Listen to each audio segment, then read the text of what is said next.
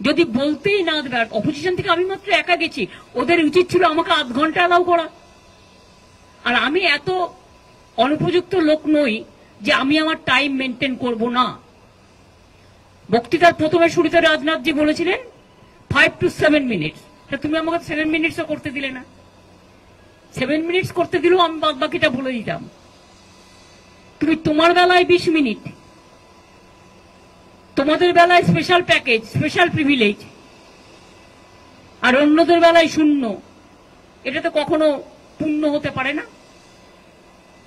তাই আমি বয়কট করে ঠিক করেছি, বাংলার মানুষের সম্মান আমি মাথা নত করতে দিইনি। রাজ্যের মাননীয় মুখ্যমন্ত্রী মমতা বন্দ্যোপাধ্যায় গতদিনে দিল্লিতে নীতি আয়োগের বৈঠকে গিয়ে যে রাজনীতিটা করলেন সেটা একেবারে প্রত্যেকটি মানুষের কাছে, বিশেষ করে ভারতবর্ষের কাছে উন্মুক্ত হয়ে গিয়েছে। আচ্ছা, আপনারা বলুন তো যে এটাতে মাননীয় মুখ্যমন্ত্রী মমতা বন্দ্যোপাধ্যায়ের কি সম্মান বৃদ্ধি হলো? তার কারণ পশ্চিমবঙ্গের তৃণমূল কংগ্রেসের কয়েকজন কর্মীবৃন্দ তারা বিশ্বাস করতে পারেন যে মমতা বন্দ্যোপাধ্যায়কে বলতে দেওয়া হয়নি, কিংবা তার মাইক বন্ধ করে দেওয়া হয়েছিল, কিংবা বারবার তাকে বেল বাজানো হয়েছিল, সেটা তৃণমূল কংগ্রেসের কর্মী সমর্থকরা বুঝতে পারেন।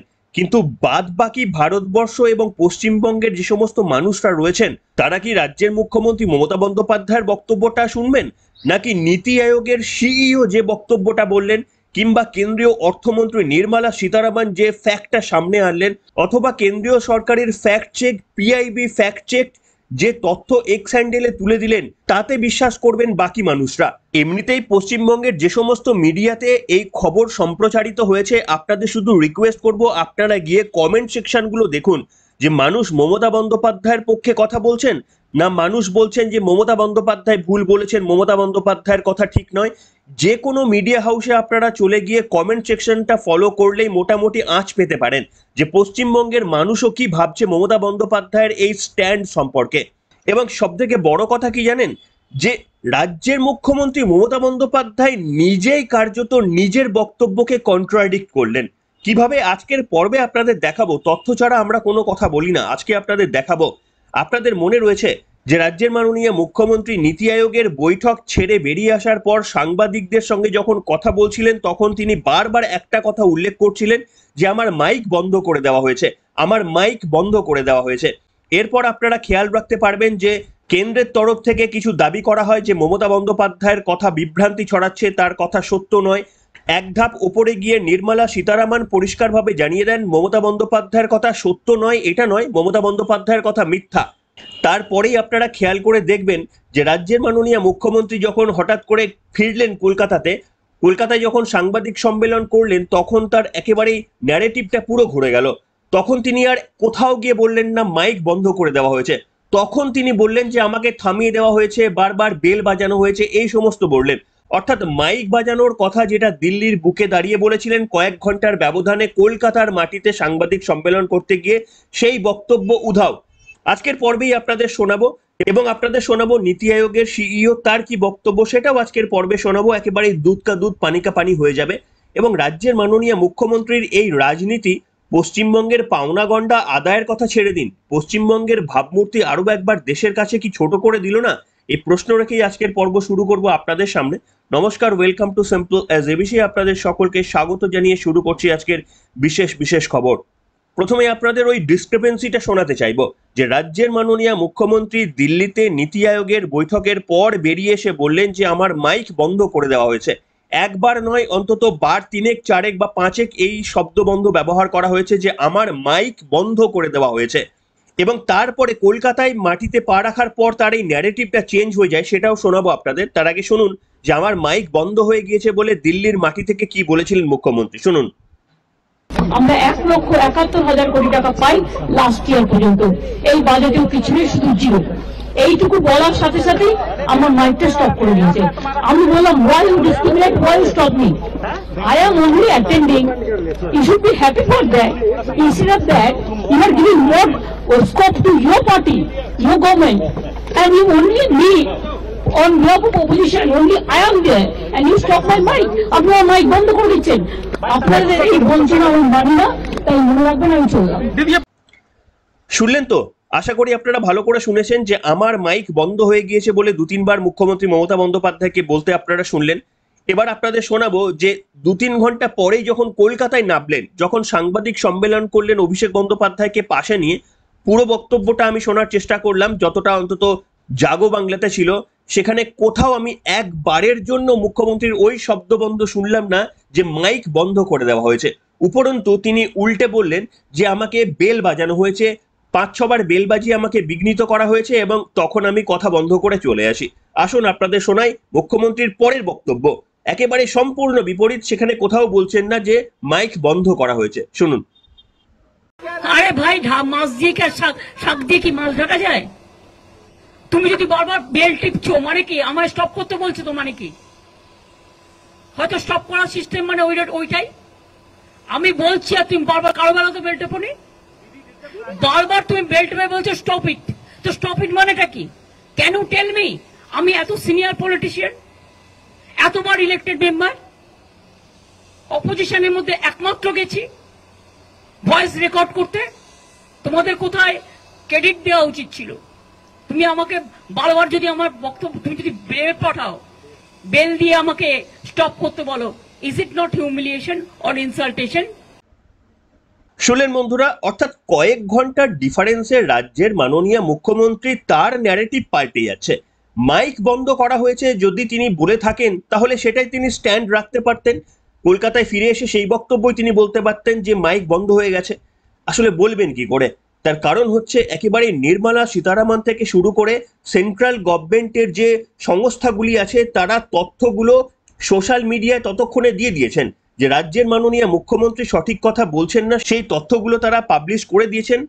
আপনাদের আরো একবার দেখাবো সেন্ট্রাল গভর্নমেন্টের পিআইবি ফ্যাক্ট চেক তারা কি বলছে, দেখুন আপনারা। তারা বলছে it is being claimed that microphone of CM West Bengal was switched off during the 9th Governing Council meeting of Niti Aayog। তারপরে দুটো পয়েন্ট দিয়ে লেখা রয়েছে দিস ক্লেম ইজ মিসলিডিং, এবং পরের বক্তব্যটা লেখা রয়েছে the clock only showed that her speaking time was over, even the bell was not rung to mark it। অর্থাৎ পরিষ্কারভাবে বলা হয়েছে যে মুখ্যমন্ত্রী মমতা বন্দ্যোপাধ্যায়ের বক্তব্য বিভ্রান্তিমূলক এবং শুধুমাত্র এই ঘড়ির কাটার টাইম দেখানো হয়েছে, যে টাইম শেষ হয়ে গিয়েছে এটাই দেখানো হয়েছে, এমনকি কোনো বেল পর্যন্ত দেওয়া হয়নি। সেটা কে বলছে? সেন্ট্রাল গভর্নমেন্টের পিআইবি ফ্যাক্ট চেক তারা বলছে। অথচ রাজ্যের মাননীয় মুখ্যমন্ত্রী প্রথমে বললেন মাইক বন্ধ করে দেওয়া হয়েছে, তারপরে বললেন যে বারবার বেল বাজানো হচ্ছিল। দুটো বক্তব্যই আপনাদের শোনালাম এবং দুটো বক্তব্যকেই খারিজ করে দেওয়া হচ্ছে। সেন্ট্রাল গভর্নমেন্টের তরফ থেকে দুটো বক্তব্যকেই খারিজ করে দেওয়া হচ্ছে। আসল ঘটনাটা কি হয়েছিল নিশ্চিতভাবে আপনাদের বাংলায় বুঝিয়ে দেব। তার আগে শোনাতে চাইবো যে নীতি আয়োগের যিনি সিইও তিনি পরিষ্কারভাবে এটা বর্ণনা করেছেন। তিনি বলছেন যে এটা নিয়ে একটা বিভ্রান্তি ছড়াচ্ছে। আমি কোনো রকমের রাজনীতির কথা বলবো না, যেটা ঘটেছে সেটাই আপনাদের সামনে বলছি বলে কি বললেন নীতি আয়োগের সিইও, আপনারা শুনুন তার বক্তব্য। The Chief Minister of West Bengal had made a request to be given a turn before lunchtime. So I'm just putting facts on the ground, no interpretations. It was a very clear request from their side, because normally we would have gone alphabetically. So it begins with Andhra Pradesh, then Arunachal Pradesh, and then it goes on further down. Because West Bengal would be W, which would certainly come post-lunch session. They wanted a request.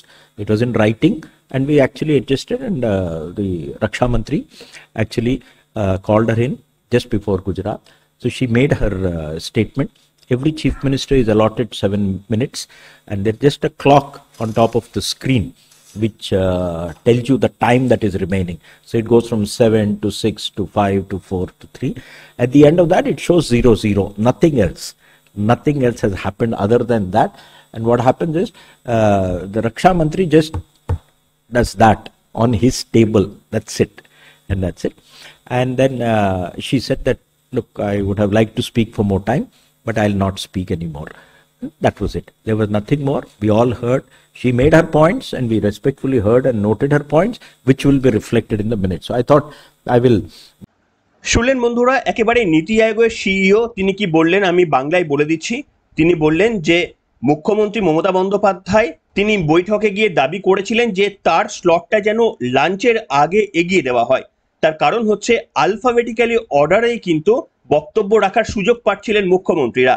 যেহেতু পশ্চিমবঙ্গ অর্থাৎ West Bengal W দিয়ে শুরু, তাই মুখ্যমন্ত্রী মমতা বন্দ্যোপাধ্যায় কিন্তু schedule অনুযায়ী বক্তব্য রাখার সুযোগ পেতেন একেবারে লাঞ্চের পরে, কিন্তু মুখ্যমন্ত্রীর অনুরোধকে প্রাধান্য দিয়েই তার বক্তব্যকে গুজরাটের আগে নিয়ে চলে আসা হয়।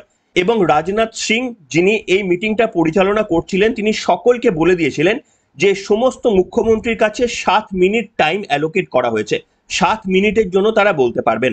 এবং সকলেই সেই টাইম অনুযায়ী বলছিলেন। সামনে একটা ঘড়ি ছিল, সেই ঘড়িটা কি করছিল না 7 মিনিট থেকে কমে কমে কমে 6 minute, 5 minute, 4 minute, 3 minute, 2 minute, 1 minute, তারপরে 0, এইরকম ভাবে একেবারে উল্টো দিকে কাউন্ট শুরু হচ্ছিল।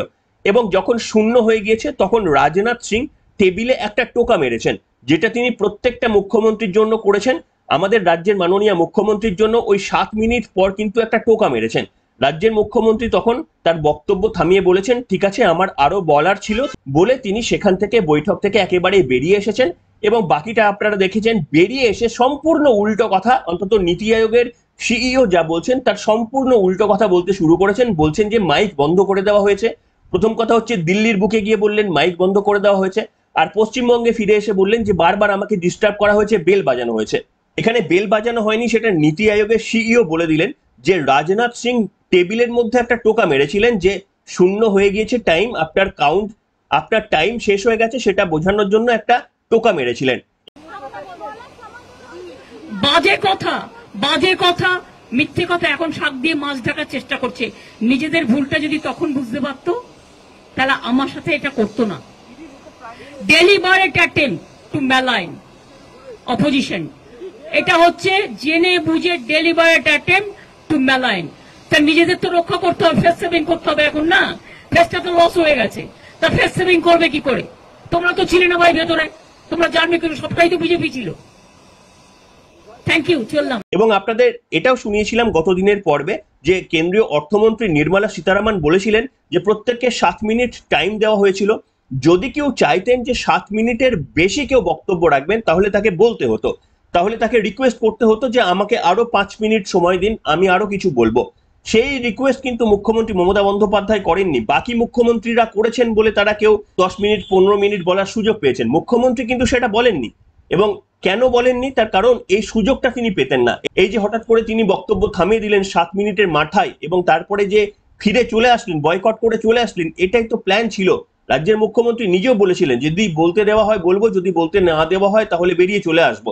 মুখ্যমন্ত্রী সে বক্তব্য বলেছিলেন, যাওয়ার আগে সেই বক্তব্য বলেছিলেন। এবং রাজদীপ সারদেশাই, আপনাদের শুনিয়েছিলাম, রাজদীপ সারদেশাইয়ের বক্তব্যও কিন্তু সেটা পরিষ্কার হয়ে গিয়েছিল যখন মমতা বন্দ্যোপাধ্যায় নীতি আয়োগের মিটিং অ্যাটেন্ড করেননি। রাজদীপ সারদেশাই বলেই দিয়েছিলেন যে মমতা বন্দ্যোপাধ্যায় বক্তব্য রাখার পর মিটিং ছেড়ে বেরিয়ে আসবেন। আরো একবার শুনিয়ে দিই আপনাদের। देश जो है फेडरल देश है। कल नीति आयोग की मीटिंग होने वाली है। Opposition chief ministers are not going. मुझे लगता है केवल ममता बनर्जी और शायद हेमंत सोरेन जाएंगे, और वो भी ऐसी चर्चा है कि वो अपनी बात रखकर वॉकआउट भी कर सकते हैं। This is dangerous, not good for democracy. देश जो है फेडरल देश है। कल नीति आयोग की मीटिंग होने वाली है। Opposition chief ministers are not going. मुझे लगता है केवल ममता बनर्जी और शायद हेमंत सोरेन जाएंगे, और वो भी ऐसी चर्चा है कि वो अपनी बात रखकर वॉकआउट भी कर सकते हैं। This is dangerous, not good for democracy. শুনলেন বন্ধুরা, অর্থাৎ একেবারেই প্রি প্ল্যান ছিল।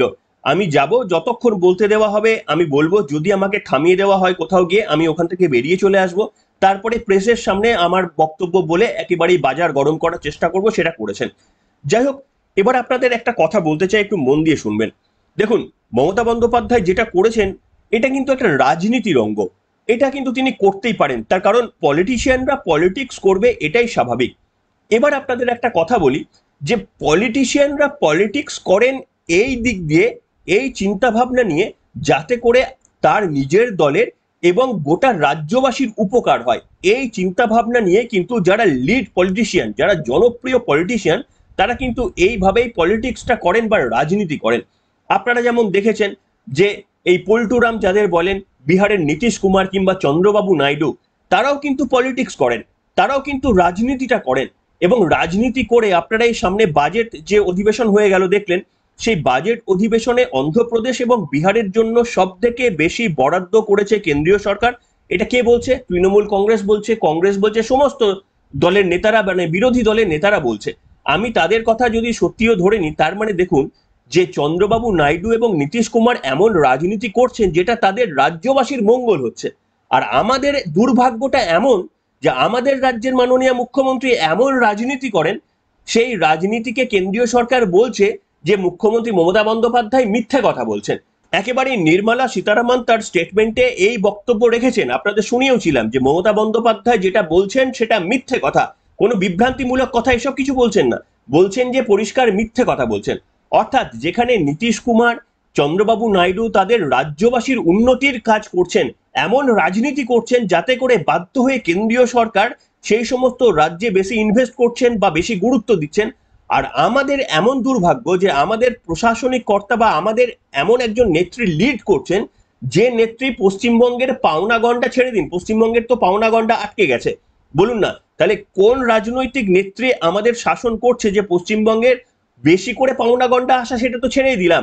মুখ্যমন্ত্রী মমতা বন্দ্যোপাধ্যায়ের কথা অনুযায়ী পাওনা গন্ডা মানে যেটা প্রাপ্য সেইটাই আটকে গেছে। এমন একজন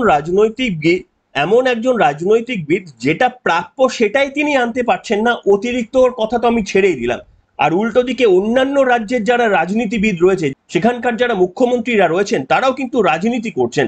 তারা রাজনীতি করে রাজনীতিটাকে রাজ্যবাসীর উন্নতির ক্ষেত্রে কাজে লাগাচ্ছে।